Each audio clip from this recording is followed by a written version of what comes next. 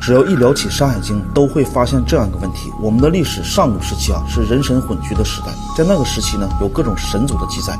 并且还有各种奇怪的形象，比如说人首蛇身的伏羲、女娲等等。但是过了秦朝之后呢，就都消失不见了，都成了我们现在这样的人，也看不到。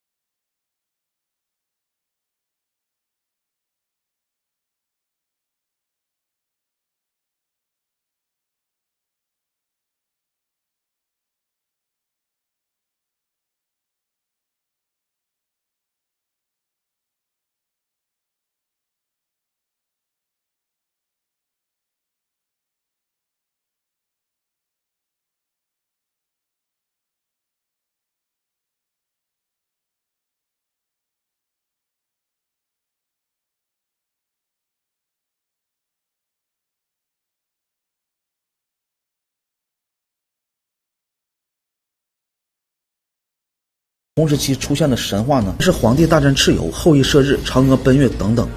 都和西王母抛不开关系。那么周穆王和西王母约会的那个昆仑山，它到底在哪里呢？古籍中记载古昆仑距古中国大约是46万里。周穆王驾车走了1年半，但是周朝的1里相当于现在的415里。算下来大概走了19万公里，那么19万公里去到哪里呢？我们要知道，周朝距今已经3000多年了，而3000多年前，世界上只存在的古国只有古印度和古埃及。去印度显然用不上走上这么远，所以距离和时间我们推断，昆仑山很有可能就是在古埃及。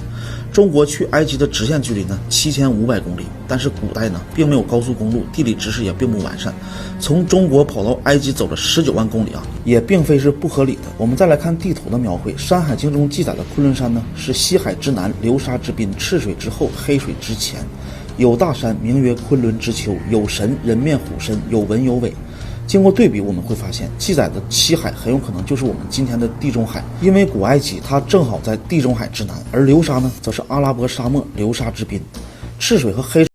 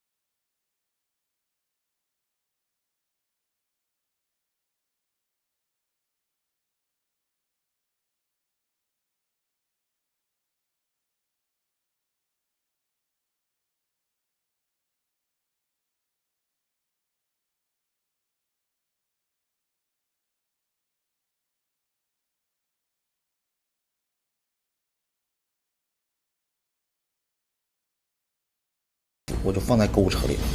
今年的一场意外的山火，让距今2亿3000万年前的贵州金字塔露出了全貌。它比埃及的金字塔更神秘、更孤独，似乎完全没有人工雕刻的痕迹。这不禁让网友怀疑到底是大自然的鬼斧神工，还是被人类遗忘的远古文明呢？今天我们就来聊聊这神秘的贵州金字塔。大家如果想和我一起学习写文案、剪视频，传播自己喜欢的知识，增收副业，可以加入文中野婚检训练营，主页可以找到营长。2024年2月的时候贵州发生了一场规模庞大的火灾。尽管火势最终被扑灭，但灾后的景象却令人心痛。然而当人们思考火灾发生的原因时却意外发现了金字塔的存在，并且就在贵州的安龙县。这些素材在网上轻易都能找得到。我们看这一座宛如埃及吉萨金字塔的外形，尤其是其中一座的山包，形状与埃及的金字塔惊人的相似。它的底部也是呈现出长方形，周围和边缘分别朝向正东、正南、正西和正北。从照片中我们清晰可见，一块块石头被整齐地堆积在一起，形成了一座既有规则又神秘的建筑，就仿佛是人工建造出来的一样。这一发现立刻就引起了人们广泛的猜测和讨论，所以立场也大有不同。有的人认为这些山包可能就是世界上存在最古老的金字塔之一，但也有人猜测它们是古代的陵墓或者是祭坛。更有甚者竟然提出了外星人的基地的可能性，认为这些山包就是外星文明留下最好的证据。然而地理学家周秋文却对这些猜测提出了不同的看法。他认为这些山包实际上是喀斯特地貌的一部分，而不是人工建造的金字塔。喀斯特地貌是由可溶于水的岩石经过长时间的水侵蚀而导致的，就像贵州的白山岩就是一种很好的体现。可问题为什么安龙县的金字塔它每一块石头每一层都堆积得整整齐齐呢？这除了说明它是人工建造的以外大自然怎么可能做到这一点呢？于是周教授又给出这样的解释。他说白山岩就是由海中的矿物质结晶而产生的。由于贵州在2亿多年前还是大海，所以受到当时气候的地质条件影响让白云岩呈现了明显的分层特征。至于山体为什么会呈现出金字塔的外形也正是因为地质发生了变化的原因。随着贵州的地块逐渐浮出海面导致裸露在空气外层的白云岩不断的被空气所腐蚀，而底部因为还浸泡在海水中，受到的影响就比较小，所以最终形成了底大顶小。可是尽管周教授提出了相对科学的解释，但仍然还有一些网友对此表示怀疑。他们认为这种规则的山体形状很难完全自然的形成，它们肯定是人工建造的结果。所以这一谜团仍然吸引着人们好奇心继续往下探索的欲望。而网友之所以如此的执着也正是因为全世界还真的有这样的案例存在。好，我是文中野婚检训练营的营长文中野，故事线索我们下集更新。喜欢本视频使用的素材大家可以找到我来要。我们下集再见。